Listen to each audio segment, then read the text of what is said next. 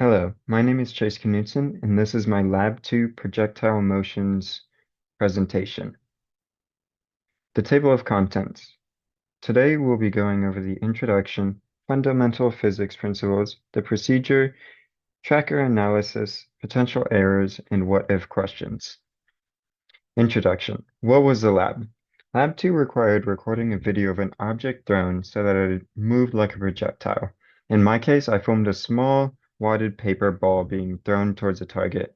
The motion was two-dimensional, meaning it moved in both the X and Y direction. After recording the video, I used Tracker to analyze the motion and determine the position of the object over time.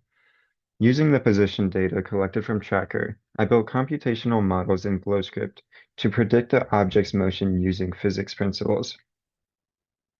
The purpose of the lab. The main purpose of this lab was to determine whether physics-based computational models could accurately predict real projectile motion. Specifically, we compared the actual projectile data used in Tracker and predicted the trajectory using the gravitational-only model. The predicted trajectory using a gravitational plus air resistance model. This lab demonstrates how Newton's laws can model real-world motion and how including air resistance improves accuracy. Fundamental physics principles used in Lab 2. We use gravity, which is negative mg in the y direction, and we use Newton's second law. The net force on an object determines its acceleration. If the net force is zero, acceleration is zero. We use air resistance, drag, always pointing opposite of the direction of motion, has magnitude proportional to the square of speed, and projectile motion concepts. Horizontal motion is independent of vertical motion. Acceleration in the x direction is zero without drag.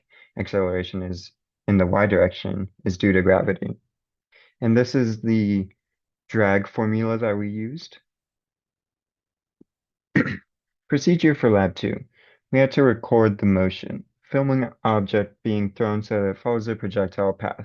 Keep the camera still and ensure motion is across the screen. Measure properties.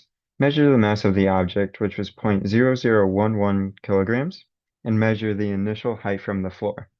Track position. Set a calibration stick, align axes, and track object frame by frame, and extract the data.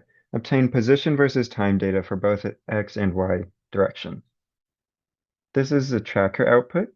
We had to set the scale using known distance in the video to calibrate the tracker. We had to align axes, position the X and Y axes at the starting point, track motion, move the center of mass of the pencil frame by frame, use a tracker position to analyze the motion and determine velocity. As you can see, this is the tracker data that I acquired. This is the code I wrote to model the tracking data. And here is the graphs comparing the vector position y and the horizontal position, and also the vertical velocity versus time. As you can see, the experimental is the red dots, the gravity plus drag is the green, and the gravity only is the dotted blue line. Potential errors. Air resistance not perfectly modeled, manual tracking inaccuracies in tracker, small measurement errors in mass or height, camera alignment imperfections, limited decimal precision in calculations. I think for our group, we really struggled with the camera alignment imperfections and probably the manual tracking inaccuracies in the tracker. What if questions? Terminal velocity. Terminal velocity occurs when net force equals zero. The gravity-only model does not predict terminal velocity. The gravity plus drag model can predict terminal velocity during vertical motion. To clearly observe the terminal velocity, I would design an experiment where the object is dropped straight down from a significant height. Object was thrown straight up.